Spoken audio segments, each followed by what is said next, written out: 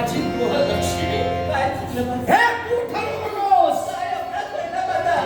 लक्ष्मीच्या पावलाने तुला मी आणि तू लक्ष्मीच्या पावलाने आलीस की अवदसा आहेस हे मी ठरवी. हे तुझं तू ठरवू नकोस.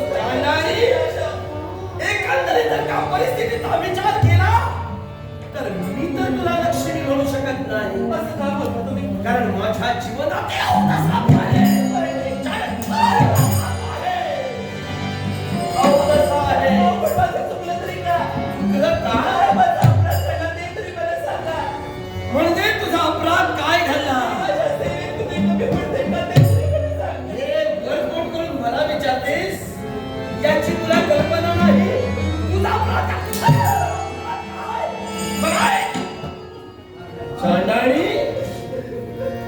ज्याच्याशी तुझा आता विवाह झाला याचा जन्म या अयोध्येच्या पुण्यभूमीत झाला. या लाखांचा पोशिंदा म्हणून एक राजा म्हणून आपल्या पुरुषार्थ या तत्वाला अनुसरून लाख राजाला सांभाळ केला. तो राजा सोमदत्त आहे. आणि या राजा सोमदत्ताबद्दल अभद्र शब्द चांडाळी बोलण्यासाठी तू तयार झालीस. आठवतो दिवस, कोणता दिवस? आठवते तुझा एक शब्द ज्या वेळी राज्यात फेरफटका आम्ही मारण्यासाठी तयार झालो आणि हळूच तुमच्या घरचा कामोबा घेण्याचा प्रयत्न आम्ही केला. सहज तुमची चर्चा रंगली. तुझ्या त्या आईला झोप येऊ लागली म्हणून झोपेचं कारण तू विचारलंस. तर रात्री घडणाऱ्या राम मंदिराच्या ठिकाणी जागरण झालं आणि ते जागरण झाल्यामुळे अगं त्या कीर्तनाच्या ठिकाणी जगाच्या पाठीवर स्त्री चारित्र्यापेक्षा पुरुषाचं भाग्य मोठं आहे हे त्या बुवाला पटवून दिलं. पण चाचाने ते बुवा इतकं पण तुला ते मान्य नाही. सहज म्हणालीस की त्या बुवाच्या शेंडीला धरून त्याच्या कानाला धरून त्याला जापेच्या वाजतास एवढी तुझी मजल ज्या बुवाला राजा सोमदत्ताला पाचारण केलं. मग याची सुद्धा तुला जाणीव करून देण्याचा प्रयत्न केला. पण उन्मत्त स्त्रिये सहज म्हणालीस तो राजाच काय तर राजाचा बाप जरी आला तरी मी खबरदार नाही. कुणाचा बाप? राजा सोमदत्त.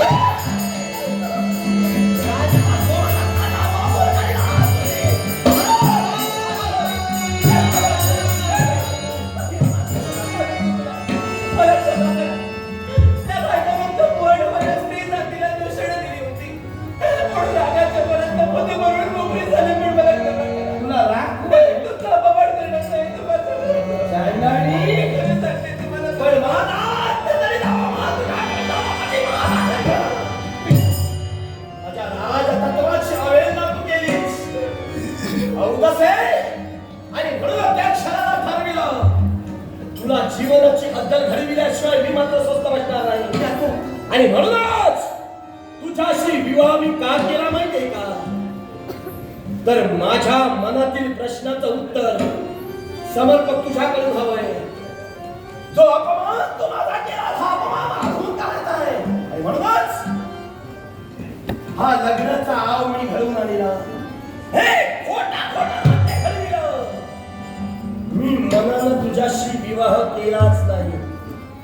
ही पुष्पमाळा माझ्या गळ्यात घातलीस म्हणजे तू माझी बायको झालीस नाही. नवरा बायको झाला तरी नानशी बनवाय. गरज नाही तुझ्यासारख्या बायकोची. पण एका जीवनात तुला अंतर घडवावी ते स्वतःच्या अधिकारानं म्हणून तुझ्याशी मी विवाह केला फक्त तुझ्या आई बाबाला दाखवण्यापुरता. माझ्या आई बाबांनी खूप मोठे मोठे स्वप्न आई बाबाच्या स्वप्नात नाही तुला सोडणार. ती बाबा असा अपमान करू नका. अपमान ती करू बाबा नका. मला तुम्ही भाषण करते. म्हणजे ही सुद्धा आता मी तुझ्या गळ्यात घातली म्हणजे तू माझी बायको झालीस.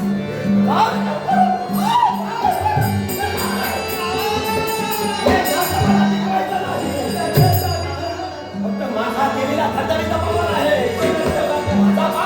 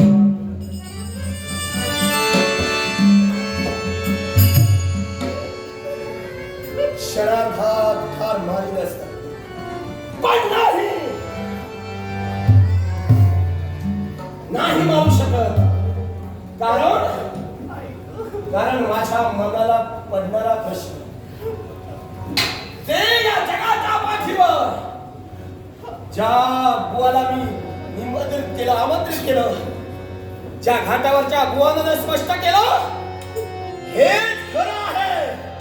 या जगाच्या पाठीवर स्त्री चारित्र्यापेक्षा पुरुषाचं भाग्य मोठं आहे, हे तुला मान्य करावं लागेल. मान्य कर. मुळीच नाही. काय?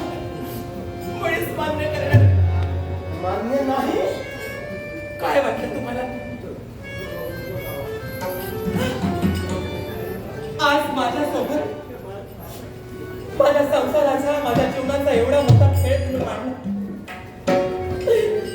मी तुमच्या पुरुष जातीला दूषण दिली म्हणून त्या कृतीची मला अशी शिक्षा दिली. पण याचा अर्थ मी तुमच्या म्हणण्याप्रमाणे माझ्या स्त्री जातीला कमी लेखे मुळीच नाही. राजकथे माझ्या मुखातून वदवून घेण्यासाठी मला तुम्ही मारिला, झोडीला, लाथाडीला, लग्नरूपी खेळ मांडलात. माझ्या जीवनाची राख रांगोळी केला. म्हणून मी माझ्या मुखानं कबूल करेन, मुळीच नाही. ज्या परमेश्वरानं मला या स्त्रीच्या जातीला जन्माला घातलं, त्या स्त्री जातीचा स्वाभिमान मला आहे. आणि त्या स्त्री जातीचा स्वाभिमान जीवनाच्या शेवटपर्यंत मी बाळगणार आहे. या विश्वाच्या पाठीवर माझ्या जीवाचे हाल करता करता प्रसंगी तुम्ही माझं पंचप्राण जरी घेतला तरी सुद्धा शेवटच्या श्वासापर्यंत, रक्तात एक एक थेंब असेपर्यंत या जगाला ओरडून सांगे की या विश्वात पुरुषाच्या चारित्र्यापेक्षा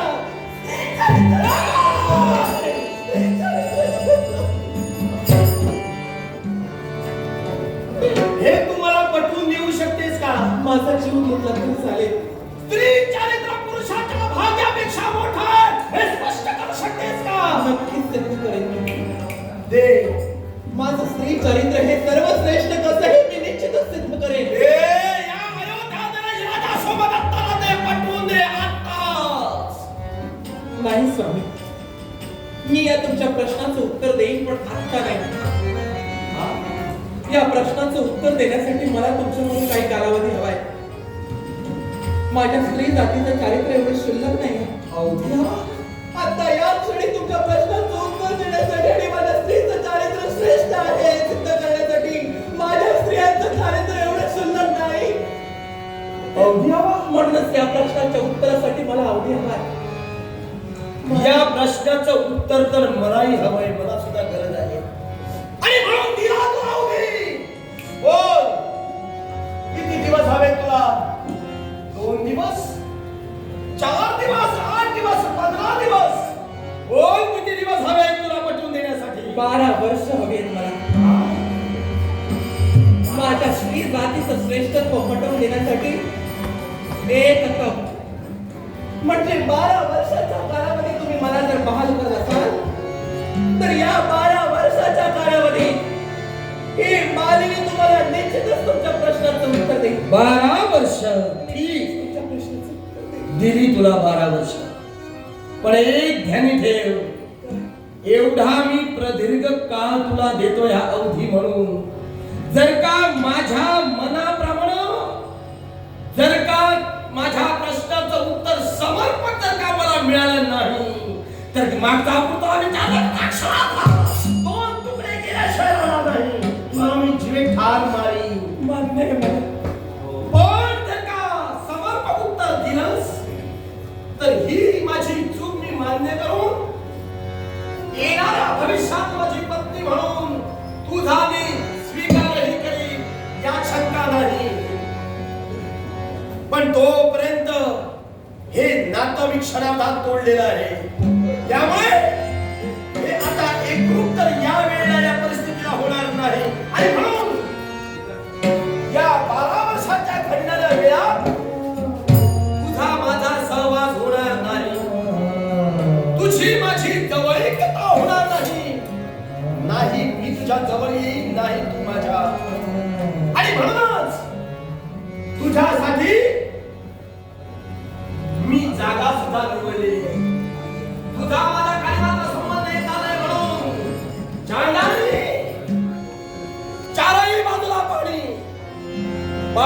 मध्यभागी एक स्तंभ, त्या स्तंभावर ते पहा छोटस महाल उभारलेलं आहे.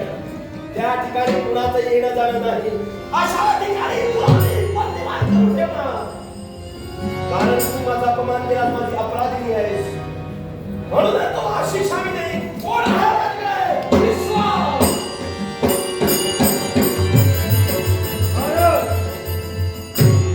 ही माझी आरोपी आहे. त्या पाण्याच्या मध्यभागी असणाऱ्या त्या स्तंभावरती माल आहे. त्या मालाच्या ठिकाणी हिला बंदिवान करून ठेवा. कुणातरी माझ्या आज्ञेशिवाय आत प्रवेश होता कामा नये. कुणीही आत प्रवेश करता कामा नये. जागता पहारा ठेवा. त्यामुळे आपल्या म्हणण्यानुसार मी माझी शिक्षा भोगण्यासाठी नक्कीच चालले. पण जाता जाता माझी एक विनंती आहे. कोणती? त्या पवित्र अग्नीला साक्ष घेऊन मी तुमच्याशी विवाह बंधनात अडकून या संसारात प्रवेश केला. नाते शब्दानं कोणी तुटत नाही. भविष्याच्या आणि जीवनाची गाठ तो परमेश्वर वरतीच बांधतो. तुमची माझी रेशीम गाठ त्या देवानं बांधली की नाही मला ठाऊक नाही. बांधलेली होते कुठली? पण ज्या पवित्र मनानं मी तुमचा स्वीकार केला त्या पवित्र नात्याची किंमत मला आहे. मी तुम्हाला माझा परमेश्वर मानलाय, मग तो कसाही असो. जाता जाता माझी एकच इच्छा, काय? ज्याला मी माझा परमेश्वर मानला त्या परमेश्वराच्या चरणाचे धुलिकन मस्तकी चर्चित करू. शेवटचा मला आशीर्वाद मात्र दे. माझ्या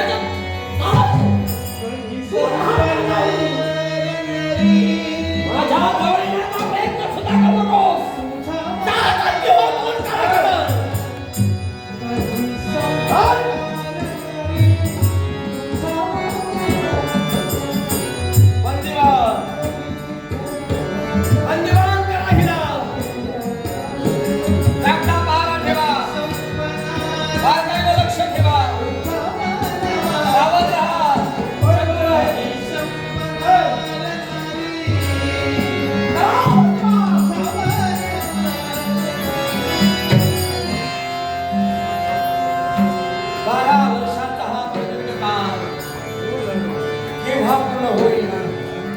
आता या जवळ माझं लक्ष भेटलं